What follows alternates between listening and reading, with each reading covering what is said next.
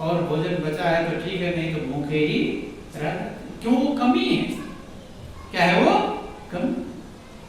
दुर्गुण है, अवगुण है। एक अवगुण भी, वो महापुरुष कहते एक ही अवगुण सारे गुणों को ढक देता है, नहीं ढक देता। देखो ध्यान देना, रावण के अंदर कितने गुण थे? बहुत सारे गुण थे। ज्ञानी था, विद्वान था, चारों वेदों का ज्ञाता था, लेकिन एक अवगुण सारे गुणों को ढक देता है। इसलिए महापुरुष कहते हैं कभी भी अपने अवगुणों को, कमियों को छोटा नहीं समझना चाहिए। क्या नहीं समझना चाहिए? छोटा। लेकिन लोग क्या करते हैं? अपनी कमियों को क्या सोचते हैं?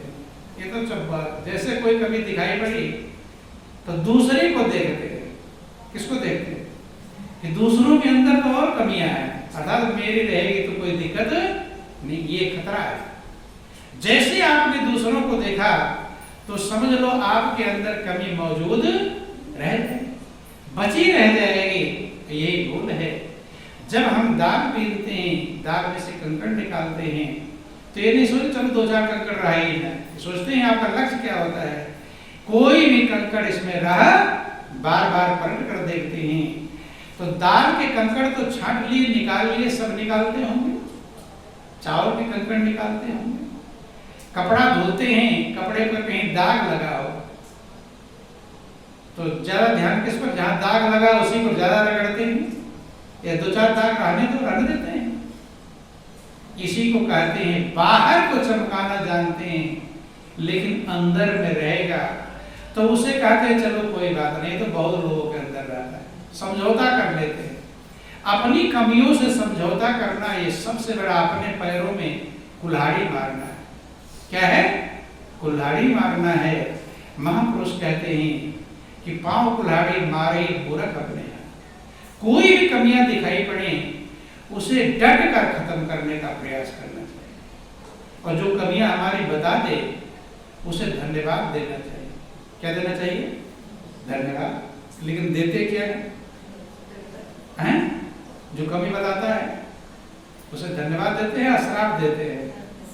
ये उल्टा है। बोलो वृंदावन बिहारी लाल की। नाराज हो जाते हैं, लड़ाई हो जाता है, बोलना बंद हो जाता है। बोलना चलना बंद हो जाता है कि नहीं? किससे बंद होता है? जो कमियां बदलाता है। क्या बदलाता है? वो तो मित्र है, उससे बढ़कर हितैषी कोई नहीं है जो आपकी कमियों को बदलाता है। लेकिन लोग बोलना चालना बंद कर देते हैं। बंद। ये बहुत बड़ी भूल है, अज्ञानता है। तो महापुरुष कहते हैं कि गुरु कुम्हार शिष्य कुंभ हैं, गड़गड़ काढ़े घोट, गड़ गड़ करके कमियों को निकालते हैं। तो अंतर हाथ सहार दे और बाहर मारे चोट। महापुरुष समझाते हैं कि जिस चमक चांदनी में आप मगन हो रहे हो, उसको महापुरुषों ने माटी का खिलौना कहा। क्या कहा? जिस पर आप अकड़ कर चलते हैं। क्या करते हैं? अकड़ कर चलते हैं। उसे महापुरुष क्या कहते हैं? माटी का। कौन समझदार है? महापुरुष कहते हैं माटी का खिलौना माटी में मिल जाएगा। किसको माटी का खिलौना कहा? लोगों को। लोग क्या हैं? माटी के। तो लोग हैं, उसी पर चमक कर चलते हैं, अकड़ कर चलते हैं। और महापुरुष क्या कहते हैं? माटी का, कि मान मेरा कहना नहीं तो पछताएगा, और माटी का खिलौना माटी में। बोलिए प्रेम से गुरुदेव महाराज की। बोलो वृंदावन बिहारी लाल। हरि राम नाम के हीरे मोती संत बिखेरे गली गली। राम नाम के हीरे मोती संत बिखेरे गली गली। ले लो रे कोई राम का प्यारा, आवाज लगावे गली गली। ले लो रे कोई राम का प्यारा, आवाज लगावे गली गली। हे राम नाम के हीरे मोती संत बिखेरे गली गली। राम नाम के हीरे मोती संत बिखेरे गली गली। ले लो रे कोई राम का प्यारा आवाज लगावे गली गली। ले लो रे राम का प्यारा आवाज लगावे गली गली। भोगों के मत वालों सुन लो एक दिन ऐसा आएगा। भोगों के मत वालों सुन लो एक दिन ऐसा आएगा। भोगों के मत वालों सुन लो एक दिन ऐसा आएगा। भोगों के मत वालों सुन लो एक दिन ऐसा आएगा। धन दौलत और माल खजाना भया नहीं रह जाएगा।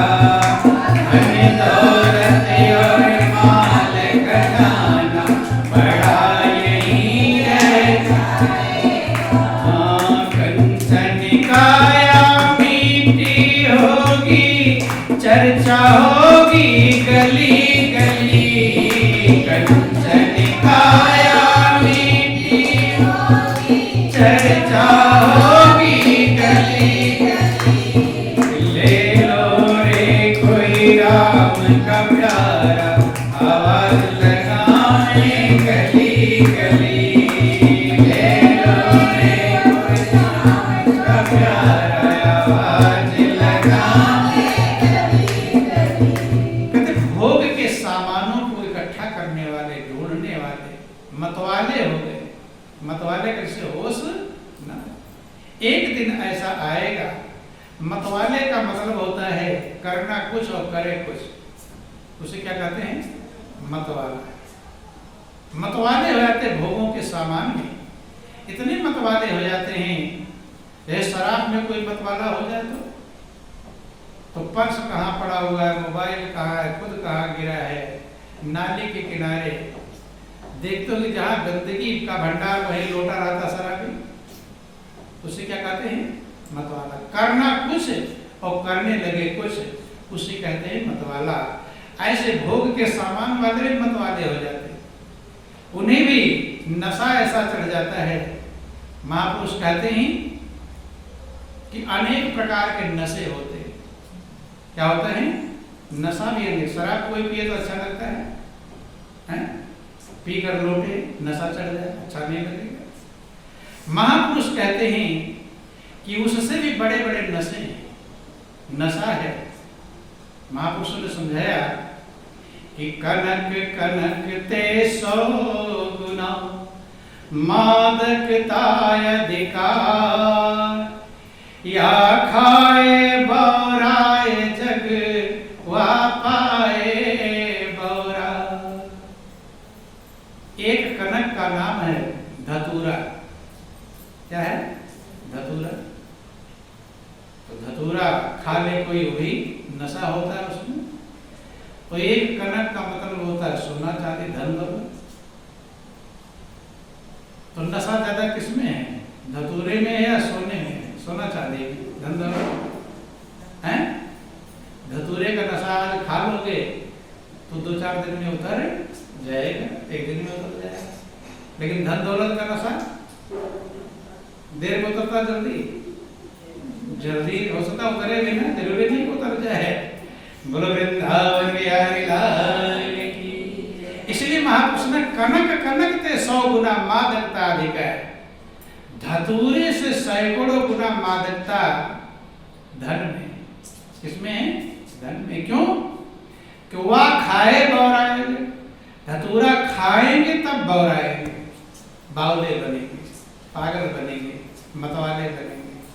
हाथ धतूरा ले लो तो पागल नहीं बनोगे, खाने पर बौराएंगे। लेकिन धन को पाते ही बौरा जाएंगे, खाने की जरूरत ही नहीं। बोलो वृंदावन बिहारी लाल की जय। इसीलिए महापुरुष कहते बहुत बड़े बड़े जब धन मिल जाता तो बौरा जाते हैं। क्या होता है? बौरा जाते हैं। इसलिए जिस धन और फैशन पर तुम महापुरुष कहते इतना फूले फूले चल रहे हैं। भोगों के मतवालों सुन लो, एक दिन ऐसा आएगा और धन दौलत और माल खजाना पड़ा यही कंचन काया मिट्टी होगी जो आप जिस काया को लेकर चल रहे हैं। जरा सा कोई छू दे लड़ जाते हैं, खरोज लग जाए लड़ जाते। तो महापुरुष कहते वो मिट्टी में मिलेगा। क्या हो जाएगा? मिट्टी में मिलेगा। और अगर दफना जाए तो कीड़े मकोड़े भी खा सकते हैं। देखो क्या दशा है? चील कौवे भी खा सकते हैं। कहीं ऐसी जगह एक्सीडेंट हो जाए और पहाड़ से खाई में एक्सीडेंट गिर जाते हैं, हो सकता है लाश कहीं निकलती है, क्या खा सकते हैं? चील कौवे भी खा सकते हैं। जिस पर हमें इतना लगाव रहता है कि सुंदर देहि देख कर उपजत है अनुराग और मणि न होती चाम की तो जीवत खाते काग। सुंदर देह जिसे कहते हैं, सिर्फ ऊपर चमड़े का मढ़ा हुआ है, ढोलों को मढ़ देते हैं। ऐसे आपके ऊपर चमड़ा जो ढका हुआ है ना, ये सारे सबको छिपा रखा है। क्या रखा है? इसे चमड़े को हटा दोगे तो कहते जिंदा ही कौवे खाने आ जाते हैं। कहते मक्खियां तो वैसे भी खाने, कहीं घाव हो जाए मक्खियां आती कि नहीं आती? बिना घाव की आ जाती है खाने के लिए। तो ध्यान देना कि मणि न होती चाम की। महापुरुषों ने हर प्रकार से समझाने का प्रयास किया ताकि मनुष्य इच्छाओं को छोड़कर जरूरत को समझे। मेरी जरूरत क्या है, मेरा लक्ष्य क्या है, क्या मुझे पाना है, सच्चाई को पाना। कहते हैं कि जिस सज धज और फैशन पर तू इतना भूला फिरता है, जिस सज धज और फैशन पर तू इतना भूला फिरता है, जीवन के नशे में जीवों को पैरों से कुचलता चलता है, जीवन के नशे में जीवों को पैरों से कुचलता चलता है। जीवन के अहंकार में जीवों को हम कुचलते चल रहे हैं। दया नहीं आती। कितने जीव हमारे पैरों के नीचे मर गए हो, कि दया आई? दया निर्दयी बन जाते हैं। कि तो दिन की ये चमक चांदनी फिर मुर जाए कली कली, तो दिन की ये चमक चांदनी फिर मुर जाए कली कली, ले लो रे कोई राम का प्यारा आवाज लगाए गली गली, ले लो रे कोई राम का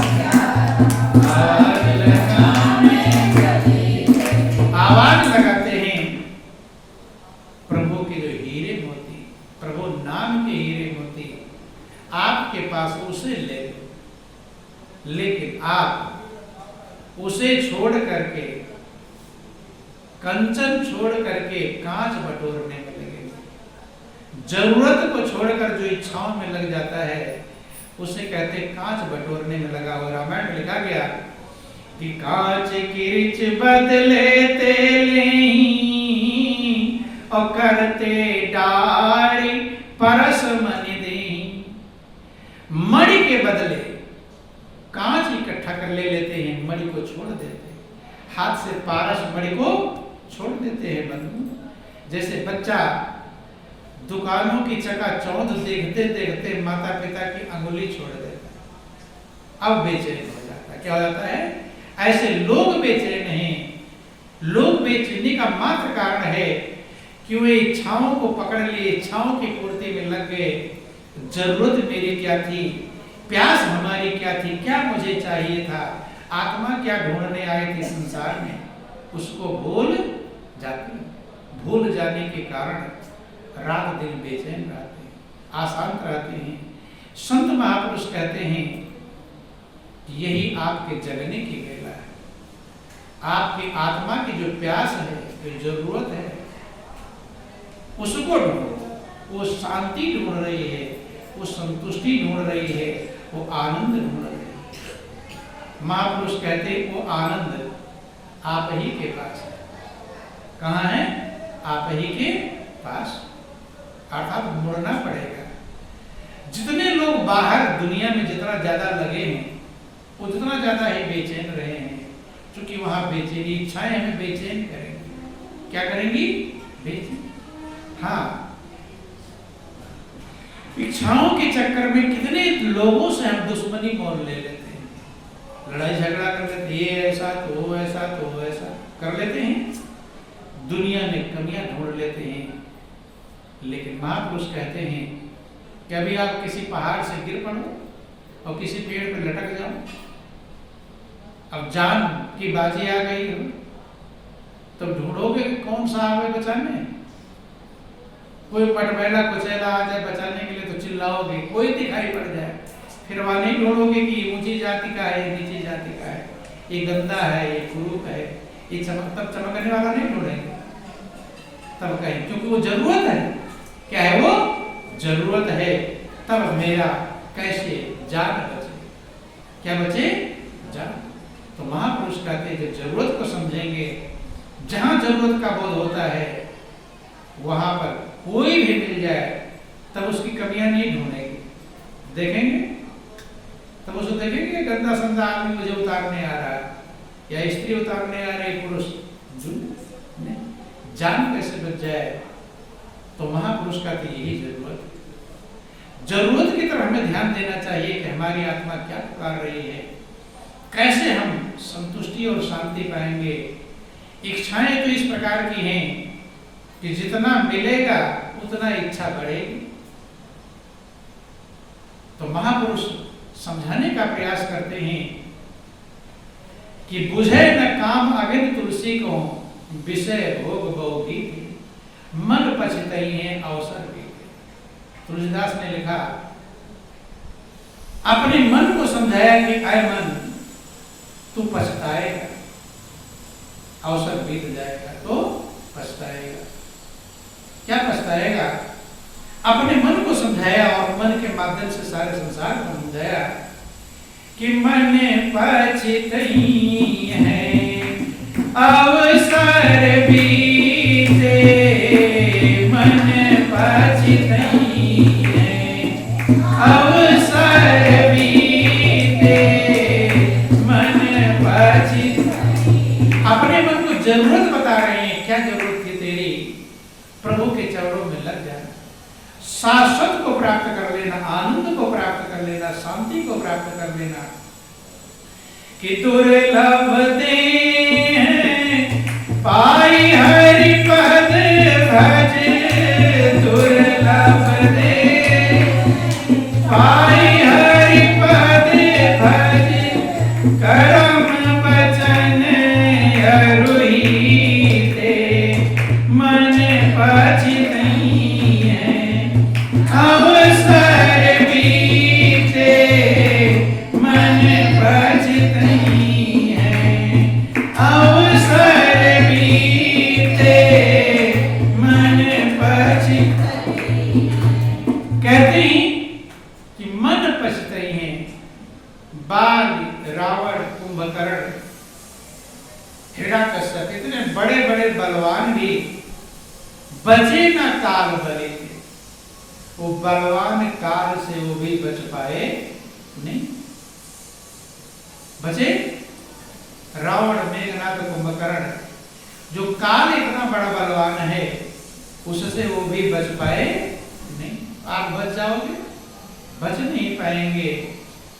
तो कहते हैं कि अब नाथई अनुराग जाग जड़े, अब नाथई अनुराग जाग, त्याग दुरासा जीते, मन पछतई है अवसर बीते, मन पछतई। अब जो नाथ है, जो मालिक, जो सहारा है उसमें अनुराग कर, प्रेम कर लो। जाग जग ऐ जड़ मन तू जग जा, त्याग दुराशा दिसे, तेरे तो बुरी आशाएं, दुर आशा माने दुख देने वाली जो आशाएं हैं, ये हो जाए, आशा ही तो है, आशा लगी हुई है, वो दुख देने वाली आशा है। सबसे बड़ी आशा है मालिक का सहारा। और बुझे न काम अग्नि तुलसी कहूँ, बुझे न काम अग्नि तुलसी कहूँ, विषय भोग बहु कीते, मन पछितई है अवसर बीते, मन पछितई। कहते हैं कि हवन जल रहा और उसमें घी डाल दो तो बुझेगा कि और तेज हो जाएगा, क्या हो जाएगा? और कहते बुझे न काम अग्नि तुलसी, काम की जो अग्नि है, इच्छाओं की जो अग्नि है, विषय भोगों के सामान पा करके वो बुझेगी नहीं और बढ़ जाएगी। और यही रात दिन लोगों की इच्छाएं बढ़ रही हैं। इसलिए महापुरुष कहते हैं नाथ ही अनुराग, प्रभु के चरणों में अनुराग कर, परम सहारे को पकड़ लो जो शांति का भंडार है, आनंद का भंडार है, उसमें अपने मन को स्थिर करने का प्रयास किया। जिसने मालिक में अपने मन को स्थिर किया वो यहाँ भी शांति, आगे भी शांति पाया। और जो उसको छोड़ करके और जगह शांति ढूंढा वो पिस गया। क्या हो गया? पिस गया। जैसे चक्की में कील होती है ना, कील के करीब पहुंचने वाला तो चक्की कितनी भी चलेगी बच जाएगा, लेकिन कील से दूर रहने वाला पिस जाएगा। कि चलती चाकी देख कर दिया कबीरा रोए, और दो पाटन के बीच में साबुत बचा न। तो हमारा काम क्या है? दाने सब जगह इकट्ठा डाले जाते हैं, लेकिन उसी में जो होशियार दाने होते हैं, क्या कहेंगे उसे? होशियार कहेंगे। वो कील के पास चिपक जाते हैं। कहाँ चिपक जाते हैं? सब दाने तो एक साथ डाले गए, लेकिन होशियार दाने कील के पास चिपक जाते हैं, और जो अज्ञानी दाने होते हैं वो कील से दूर चले जाते हैं। जो कील से दूर जाते हैं वो पिस जाते हैं, और जो कील के पास चिपक जाते हैं वे बच जाते हैं। क्या होते हैं? तो ऐसे परमात्मा ही वो कील है जो शाश्वत है। चक्की तो चलती रहती है लेकिन कील नहीं चलता। चाकी चाकी सब कहे और कीली कहे न कोई। कील सूक्ष्म होता है, चक्की तो दूर से दिखाई पड़ जाती है, कील दिखाई पड़ती है। कील को जब नजदीक जाओगे तब दिखाई पड़ेगा। ऐसे महापुरुष सारा संसार की जो इच्छाएं हैं वो चक्की के समान है, और परमात्मा का जो प्रेम है वो कील के समान है। वो दिखाई नहीं पड़ता, लेकिन वही कल्याण का भंडार है, वही शांति का भंडार है। उस कील का सहारा पकड़। चाकी चाकी सब कहे और कीली कहे न कोई, और जो कीली से लगा रहे तो बाग न बांका हो।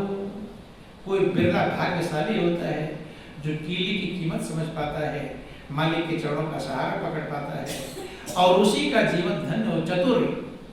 चतुर शिरोमणि कहलाते हैं। क्या कहलाते हैं? चतुरों के शिरोमणि। चतुर ही नहीं है, चतुरों के शिरोमणि हैं। रामायण लिखा गया, चतुर शिरोमणि ते जग माही, और जे मन लाग सुजतन करानी। वे चतुरों के शिरोमणि हैं जो परमात्मा के प्रेम रूपी मणि की प्रयास करते, प्राप्त करते हैं। वे सबसे बड़े चतुर हैं। और दुनिया में लोग दुनिया के सामान पाए चतुर समझते हैं। महापुरुष चतुर नहीं है, वो पिस रहे हैं। चतुर वे हैं जो मणि के लिए, राम भक्ति प्रभु भक्ति रूपी मणि के लिए यत्न करते हैं, प्रयास करते हैं और प्राप्त कर लेते हैं। तो जीवन कीमती है, अनमोल है। जो चांस आज आपको मिला है, जरूरी नहीं कि वो चांस फिर दोबारा मिले। मौका है जीवन का गुलजार चमन कर ले। महापुरुष कहते हैं कि सुंदर मानो चोला हर बार नहीं मिलता, जो गिर गया डाली से वो फूल नहीं खिलता। मौका है जीवन का गुलजार चमन कर ले। अभी आप डाली में लगे हुए, जब तक श्वास चल रहा है, खिल जाओ, गिर जाएंगे तो फिर खिलने का मौका खत्म हो जाएगा। ये जीवन का सार है। इन शब्दों के साथ बोलिए प्रेम से गुरुदेव महाराज की। वृंदावन बिहारी